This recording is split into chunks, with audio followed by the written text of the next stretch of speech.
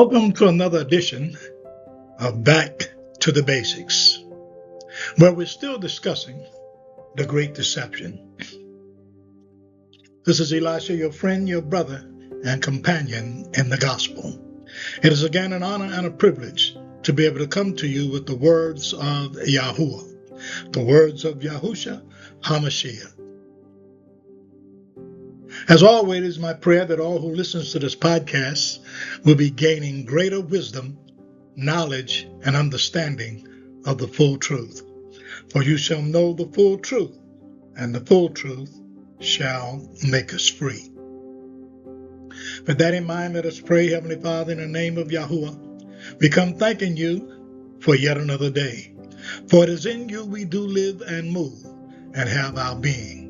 Apart from you, we can do absolutely nothing. We thank you for opening our eyes of our understanding that we may be enlightened. Teach us to be bold as a lion, but yet harmless as a dove, as you reveal to us the truth of your word.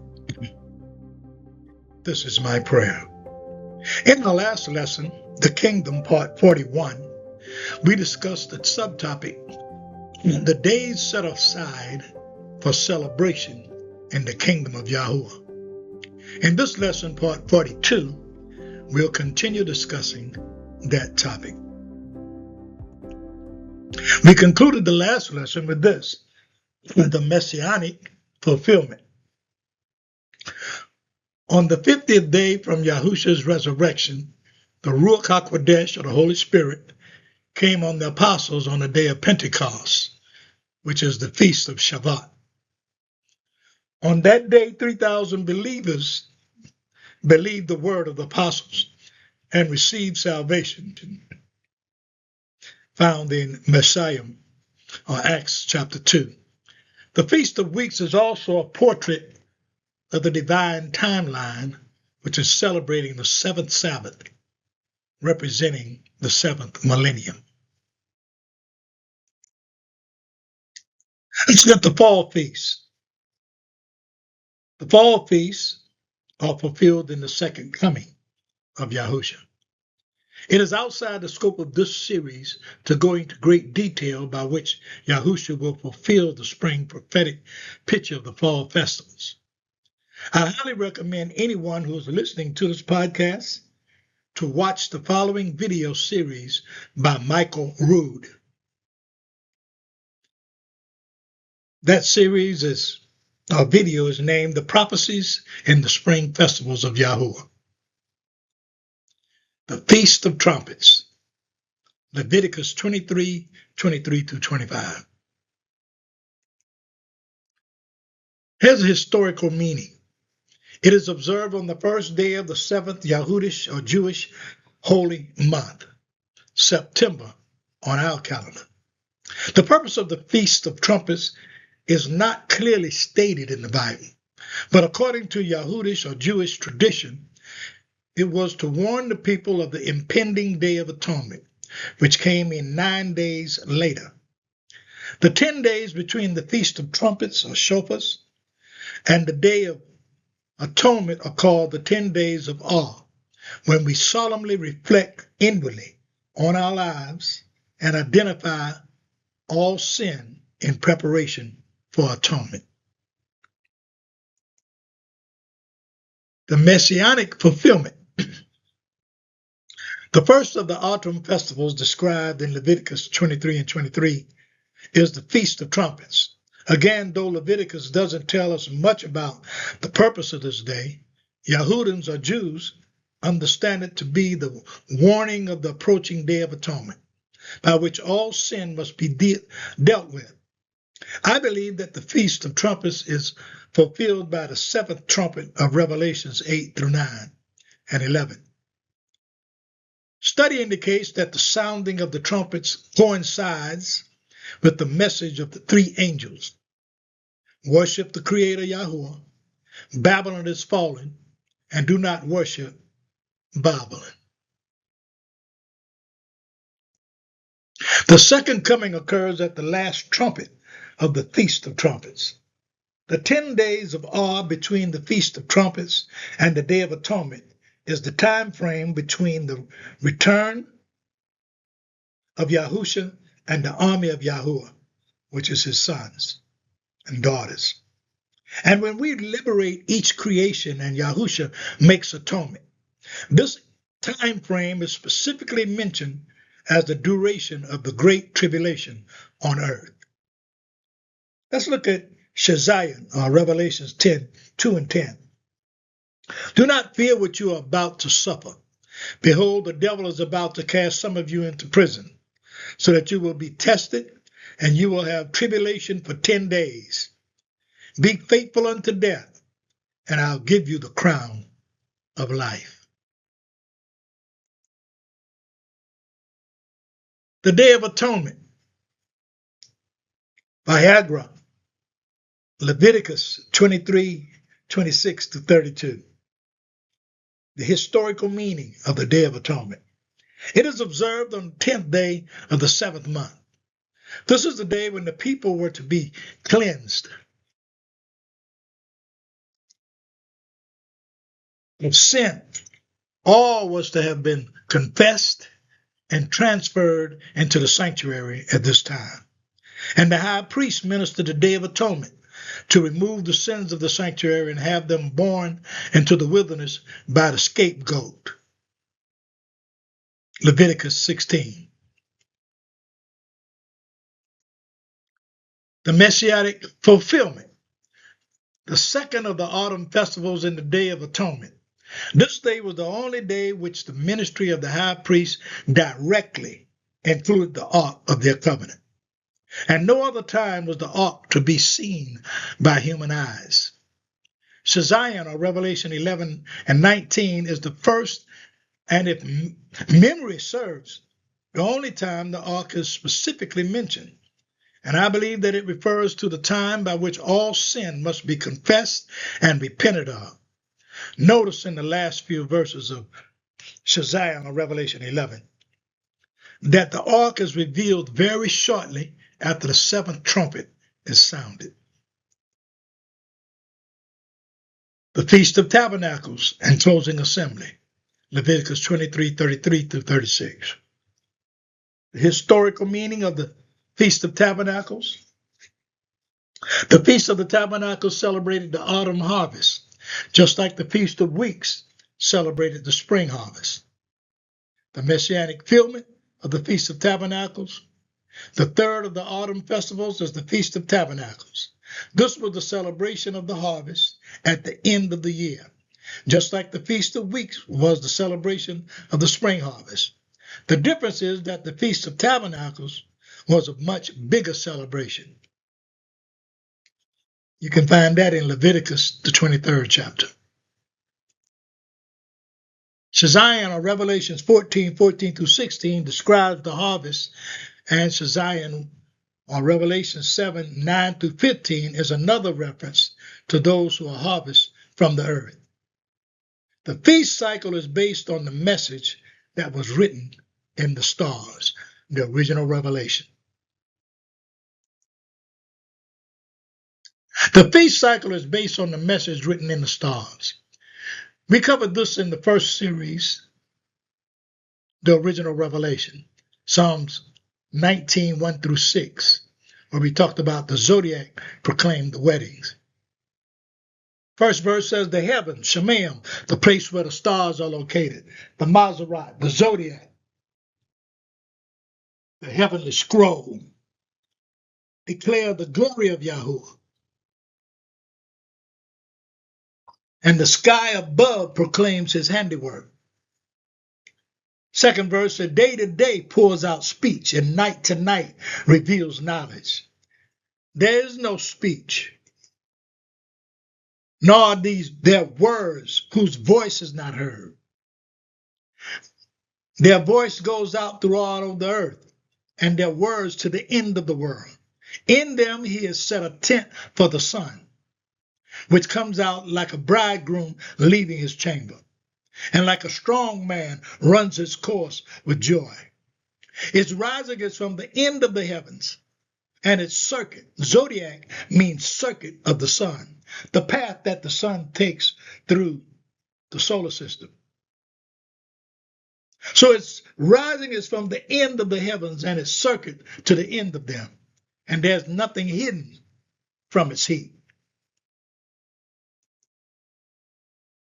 This message in the stars, the heavenly scroll, concerning the bridegroom redeeming his bride, was then future or further elaborated in the feast of Yahuah. In this heavenly scroll, as David or Dawid pointed out in Psalms, the sun is a metaphor of the Messiah, and the story told by the Masoret is that of a wedding. The feast cycle is an annual rehearsal of this wedding as the plan of salvation is carried out in context of a wedding. This wedding cycle is the path or the course of the line, the bridegroom, the strong man who is the Messiah, is foretold to take each year, as King David proclaimed in Psalms 19:1.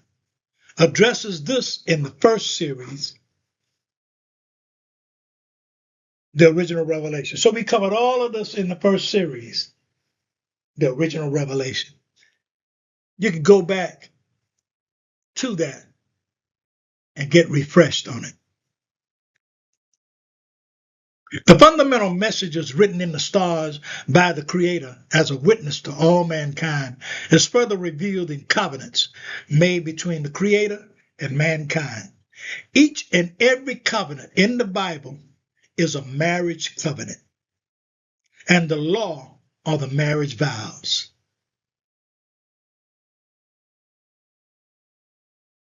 So if each covenant between the Creator and mankind is a marriage covenant, then how can the law be abolished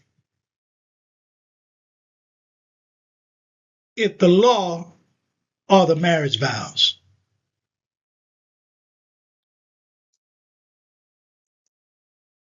This plan of salvation through a wedding was further revealed to us in parables and idioms. We had the parable of the wedding banquet in Mattathiah or Matthew 22, the parable of the faithful servant in Mattathiah 24, the parable of the 10 virgins in Mattathiah 25, and Shazion or Revelation 19. We find that Yahushua, who is the bridegroom, constantly taught the same message written in the stars, giving us more and more insight into the plan of salvation, the plan of the bridegroom redeeming his bride. Let's look at the annual wedding portrait. The appointed times are the feast of Yahuah. Each year are literal rehearsals of this divine wedding. This message and meaning behind the annual feast is hidden knowledge revealed only to those invited to the wedding. Like Shaul said, it was not understood by the leaders of Israel in the Second Temple period, or by those who lead us in this age, even now. Yet we follow these same leaders, Pharisees or modern day Pharisees, rabbinical Judaism, and their way of doing things. And in doing so, we err in our responsibility to rehearse them properly as his bride, because we weren't taught them. Because they didn't want us to know that Yahushua kept the law. Well, that's a good place to shout. We have missed the most basic understanding of the feast, and we all have become ritualistic in our adherence to these appointed days. We have missed the point and meaning of these rehearsals. We just go through the motions. We're not really rehearsing the events of the wedding. The physical shadow of a greater truth. Hebrews or Yahudish or Jewish weddings were prearranged marriages. They consisted of the father choosing a qualified groom, the groom paying the dowry or the ransom for the bride, the groom introducing himself to her father, The bride presenting herself to the groom. The bridegroom going away and prepare a place for the bride in his father's estate. The bridegroom returning for his bride, the wedding, and finally, the wedding banquet. Woo, that's a good place to shout. With this in mind, let me show how perfectly the feast cycles or appointed times of Yahuah reflect the physical marriage process. Keeping in mind that a marriage between a man and a woman is a physical to spiritual parallel that should help us understand our roles in the fall and spring feast. Number one, the father choosing a qualified groom. This is a reflection in Yahuwah's choice of Messiah, Yahusha, as proclaimed through the prophets. The rehearsal dinner, the Shagiga meal, on the 14th of Abib is a remembrance meal where we are to discuss the upcoming wedding rehearsal and what each day represents. This is called today the Last Supper in our twisted English Bibles. I'll explain this in an upcoming series. The groom paying the dowry for the ransom for the bride. This is a shadow of Passover, as Yahusha paid the debt to the father of the bride and redeemed us from our prior lives into a new life in covenant with Yahuwah. He paid the dowry or ransom that we owed to our father. Matthew 20 and 28. Just as the Son of Man did not come to be served, but to serve, and to give his life as a ransom for many.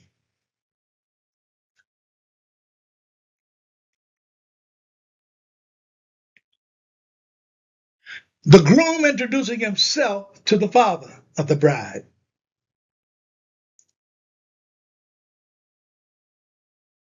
The feast of first fruits, your canon of John 20 and 17.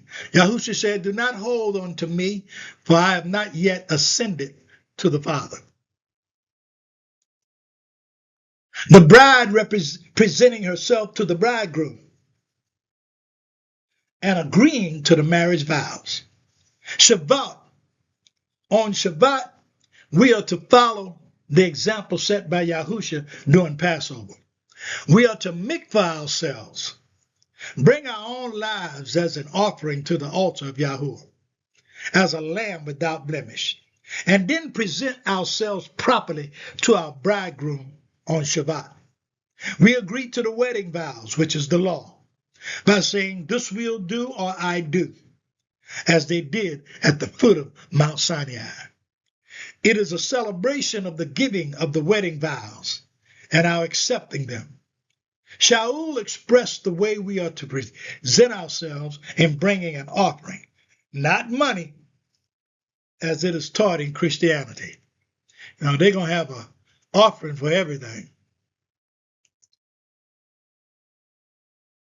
Ephesians 5:25-27 says, husbands, love your wives, just as the Messiah loved the assembly and gave himself up for her.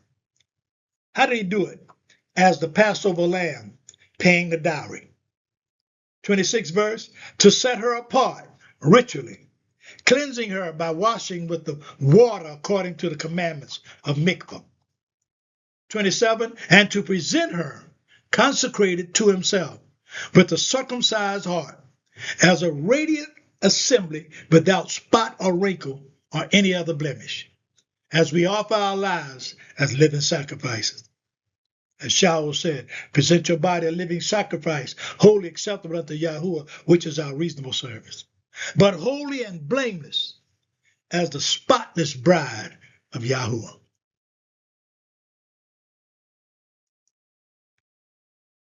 The bridegroom going away to prepare a place for the bride in his father's estate.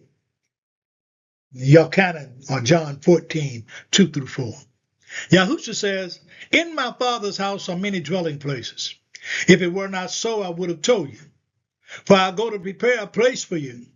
And if I go and prepare a place for you, I will come again and receive you to myself, that where I am, there you may be also.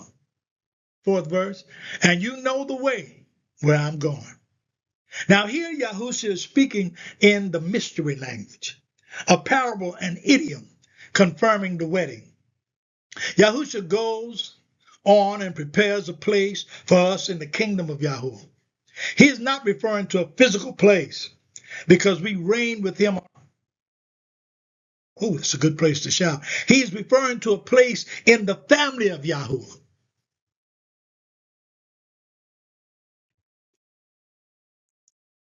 Yahushua is going to perform the duties of the high priest and offer the proper gifts and sacrifices before the throne of Yahuwah that is required to grant us adoption as sons and daughters. Then he says he's returning for us as a bridegroom returns for his bride. You ought to be shouting right now. The bridegroom returning for his bride. The Feast of Trumpets or Yom Teruah. This is a portrait of the second coming of the bridegroom to receive his bride. Yahushua returns and the bride is resurrected to meet him. This occurs on the Feast of Trumpets or Yom Teruah, which is celebrated over a 2-day period at the beginning of the 7th month, because it is the only feast based on the timing of the new moon. Yom Teruah became known therefore as the idiom, the feast of which no man knows the day or the hour, because we don't know the exact timing of the new moon. Yahushua confirmed his return on the Feast of Trumpets when he used an idiom for this feast in Matthew 24 and 36.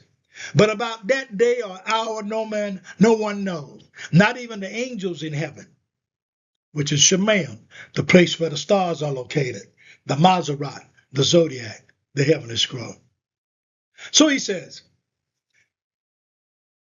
but about that day no one knows the day, that not even the angels in heaven, nor the Son, but only the Father. Here Yahushua was both confirming his return on the Feast of Trumpets and the arranged marriage being another idiom no one knows, not even the angels in heaven, nor the Son, but only the Father. You see, the marriage was arranged by the Father. It was unknown to the Son.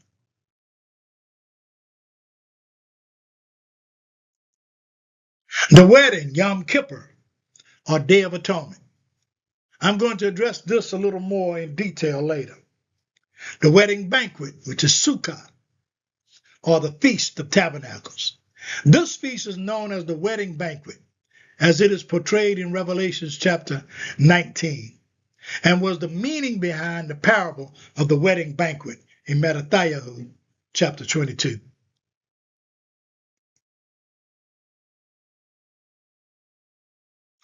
This is a good place to stop.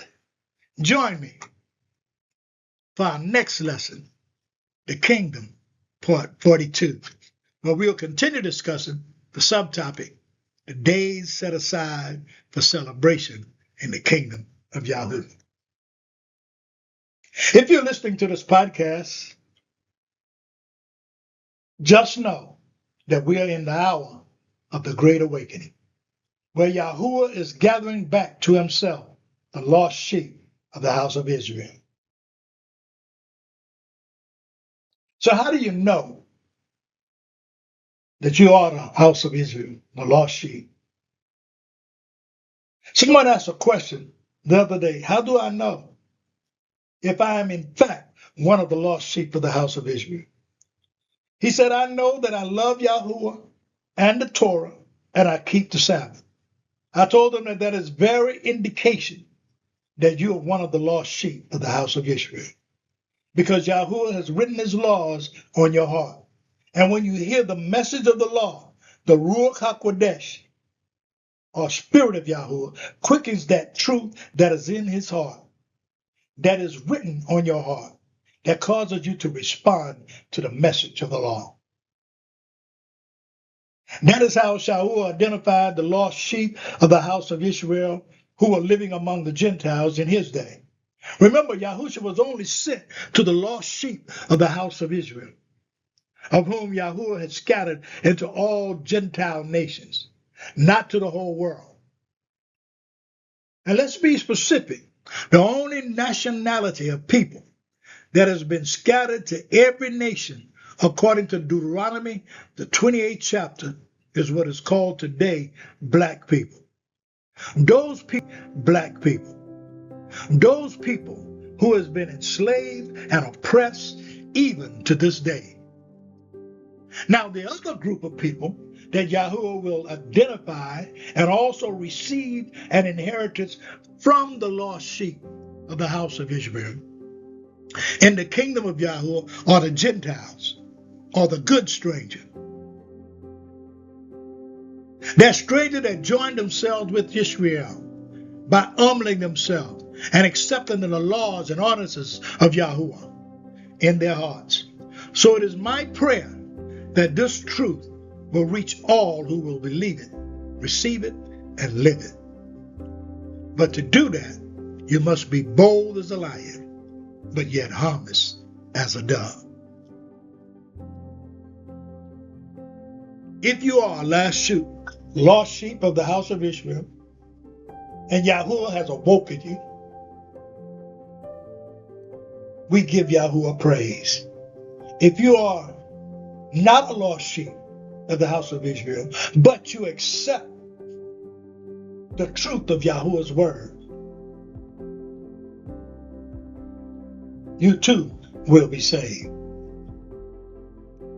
Welcome to the family. Again, I want to thank all of you who have been listening to this podcast from day one. I know your life has not been the same because mine haven't. And Yahuwah have no respect of person. And if you're one who just tuned in for the very first time, I want you to know it's not by happenstance that you found this station. It's not by happenstance that you found this podcast. But it was by divine appointment. It is an answer to questions that you've had long ago. And now Yahuwah is revealing the truth to you. If you are, I want you to hit that subscribe button so you can get all of the lessons that you miss. And when you do subscribe, I want you to toggle all the way down to the very first lesson. And I want you to listen to these podcasts in sequence from number 1 up until where we are. So you get no break in the revealed truth. Again, don't forget to share this podcast with all your family and friends. Don't forget to leave a comment. Your comments are very important to me. I listen to every one of your comments. Some of you have blessed me tremendously. And I'm not talking about with dollars, but with the revelations that Yahuwah have given you as well. Again, if you'd like to follow along with me in the series, I recommend you get this book, The Kingdom by Rav Shaul. This is Elisha, your friend, your brother, and companion in the gospel. Until next time, be blessed.